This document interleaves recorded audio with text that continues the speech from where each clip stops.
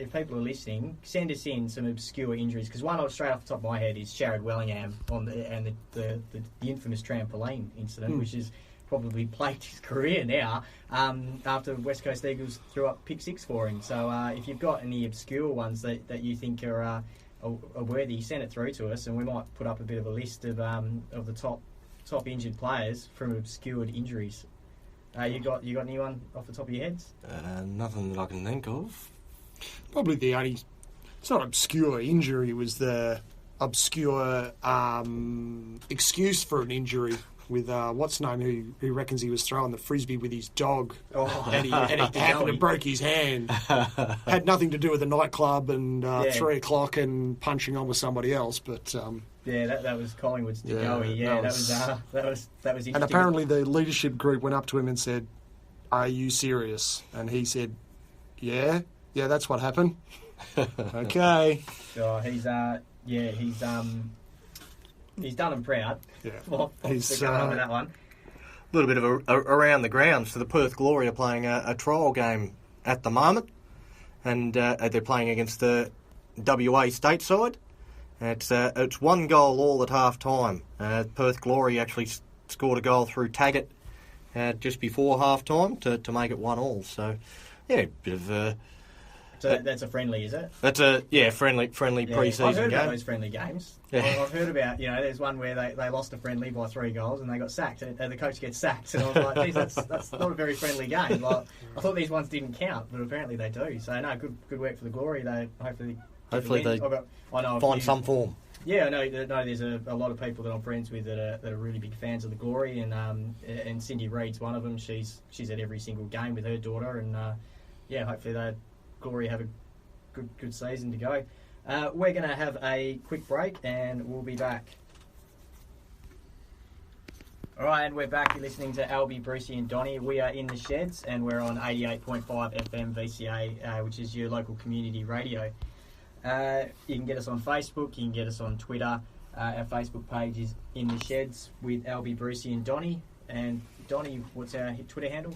At the Sheds 885. We know you're listening out there. We've got 3 new followers during the course of the 2-hour show. So, if you are listening, jump on Twitter, give us a follow, let us know what you think. Sledge Brucey. Yeah, that's it. Hashtag Sledge Brucey. Hashtag Controversy Corner. We're hashtagging out of control. Mate, I just had a look. We have 125 likes on Facebook. This is what elitism feels like. This is greatness. Like 125. It's like celebrity status. That's it. We've got to go out and lock the doors soon. I think we're going to have to get someone to check first to make sure the groupies out there let us go. They've never had so much fan mail at 88.5. Never had so much fan mail. Unreal. I should get is it fan mail or is it? There's letters cut out of magazines. Yeah. And there was a heap of reviews from the Netball Association about getting the grand final. That was about it. Right. So the hockey grand final this weekend. Yeah. So Premier Men's, Premier Women's grand finals. Wasps. They've had a great year. They actually finished the year in third in the men's. They finished on top in the women's. But both men's and women's both went straight through to the grand final after winning their qualifying finals. And in the men's, they'll take on the University of Western Australia. They did finish on top, but Wasps beat them a couple of weeks ago, so UWA's coming for them, looking for a bit of revenge. And we talked about the Vic Park Panthers, who got through on penalties in the women's in their prelim. They get a chance to lift the cup in the Premier Women's. So good luck to all teams involved. That'll be at Perth Hockey Stadium. Women's from 3:30 and the men's from 5:45 on Saturday. Fantastic. And so onto the footy, and I don't remember what I tipped, but to be honest, I think it was terrible. So I don't really want to remember. I think we both tipped GWS last week, which. Yeah. We tipped GWS against Adelaide in Adelaide. What were we thinking? The Cats as well. Yeah, you went Adelaide, but you were the only one. Yeah, I went the Cats too. So I thought we all went Richmond. No, You went the Cats? Yeah, okay. Because he went to the old man's house. The beer supply would have been scant, I think, with the word. So Richmond. And I know you went Essendon. Yeah. I think I was the only one that went Sydney, but that was... there might be a little bit of bias involved, I'm not sure. Yeah, it's like a little bit. I think we all went West Coast, though. We did. Yeah. Yep. So Well, that was the final. That was gettable, mate. Yeah, there you go, Eagles fans. Don't whinge. We tipped We got around you. All right, so Geelong versus Sydney at the MCG. So Geelong fans will be whinging straight off the bat. That's not at Simmons, but they've won enough games at the MCG over the last 10 years. I'm sure they will survive one more. Who do you like? I like the Swans. I think the Swans. I think the Swans are going to be very hard to beat. Yeah, they didn't look anywhere. There was a weakness that you looked at them and thought, geez, we could touch them up there. Every line across the ground, they had winners inside mids, outside mids. And then you go and throw Franklin in there. And when he wasn't clunking him, you had Sinclair. So yeah, that was a good choice by West Coast. Yeah, he's obviously he was garbage. So yeah, good to chuck him out and chuck him out to Sydney. They really need another tall marking forward that can kick goals. Yeah, no, that's it. Happy days. Look, I'm thinking Sydney, and I think everyone's thinking Sydney. But Geelong have copped so much media backlash this week from everyone saying that they're soft, that they're the pussycats, that everyone knows how to beat them and everyone knows how to play them. And part of me just thinks that maybe the bear will be poked. I still think Sydney will win, but I think Geelong are going to be a lot more competitive, and I think this game will be what we hoped the Richmond-Geelong game was going to be, and it will be right down to the wire. GWS versus West Coast. So who are you tipping? You sat on Sydney. The fence there. No. Sydney for me as well. I can't see how Geelong are going to... Apparently they're going to bring... I'm trying to think of the guy's name now into the side. Guthrie's gone, isn't he? So I can't see what they're going to be able to bring into that team. Can they do a last-minute trade and get Gary Ablett? Well, apparently he's not doing too much right now. He's not on the Gold Coast, that's for sure. Could they quickly put a wig on him and say Cam Guthrie got up? I think they probably, for the Cats' point of view, is Selwood right to go? So Yeah, he clearly wasn't on the weekend. No. So they played an injured player and probably paid the penalty for it. Yeah. He was well down on his normal output. So no worries. And GWS versus West Coast. This is another very gettable game for West Coast. Same as what I said last week about, Yeah. So this is out Saturday. of all the teams, who's going to show up? This is Saturday, 5:25 at Spotless Stadium. I'm going to go West Coast again. Yeah, I can't see who they're going to put into the ruck.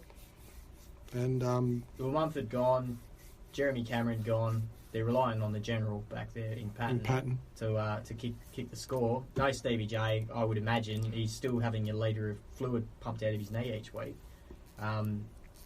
He's a big game player, and it doesn't get much bigger than this. Yeah, but big game players only happen if you've got the footy. So it's now or never for him. Yep. Yeah, I'm going to go the other way. I think I think it's very gettable. I agree with you both. I think it's a very gettable game for West Coast. But I just think GWS, they've got the depth, they've got enough talent at Spotless Stadium. Away 2 weeks in a row for West Coast. I think it's going to be a tight one, but I'm going to go GWS. Fantastic. All right, we just got to listen to the code of practice, and we'll be back in a second. All right, and we're back. So we're going to breeze through the next few parts. So we've got the WA AFL Grand Final that's on this weekend for the A grade. Yeah, we sort of touched on it a bit earlier. North Beach, the minor premiers, taking on Trinity Aquinas. That's at Steel Blue Oval in Bassendean. That's nice and convenient for all of us. Exactly not, right. Not so much for North Beach. Too bad. No, that'll be a good game. The A grade. I mean, like I said, I played in the E3, and the quality of some of the players there was amazing. So, and then you see the C3 reserves, the C3, the C2. There is some quality football at those levels. It'd actually probably be a good day just to go down and see the A grade, an A grade grand final. The NRL WA grand final. It's a big day. That's at Dorrien Gardens, so it's right in the city there. We've got the Fremantle Roosters taking on the Rockingham Sharks. The Rockingham Sharks, as a club, they've been around 30 years. They've only won one premiership, so looking to double their tally. The Fremantle Roosters, they won a couple of years ago. I think they've won 8 in total in their history. But yeah, it's I suppose a little bit of a different grand final for the NRLWA. It's the first time in 22 years that neither South Perth or North Beach have been in the grand final. So we've seen the same two teams that have been in the grand finals. That they've won 15 of the last 16 between them. So seeing a new, a bit of a changing of the guard, and that's good. No worries. The waffle. So we've got the what some believe should be the grand final in Subiaco taking on South Fremantle, and that should be at Subiaco Oval on the Sunday, or is that on the Saturday this week? It's on the Sunday. Yeah, oh, that's good because there's no AFL on the Saturday, which means there should be plenty of people getting through the gates for that one. What's your tip for that one, Brucey? Subi again. Yeah, I think Subi. Yeah, I think I'll have to go Subi as well. I think South would be tired. Yeah. South did a lot of running. They'll be tired out from last weekend. Yeah, leather poisoning. The Perth Spirit. Yeah, so Perth Spirit, they're back at home this week. They're taking on the Greater Sydney Rams. We talked about how they were, they'd be very disappointed to have lost last weekend. They'll be back at McGillivray Oval for round 3 against the Greater Sydney Rams. There's only 2 teams unbeaten so far in the competition after 2 rounds, which is, I suppose, unusual. But yeah, Greater Sydney Rams are one of the teams that's unbeaten so far, so it should be a really tough game. They're sitting on top because of bonus points and points differential. Yeah. And I think we mentioned last week, it's only a 9-round competition.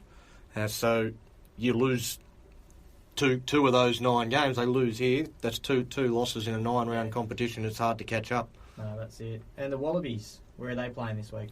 The Wallabies are in Canberra against Argentina.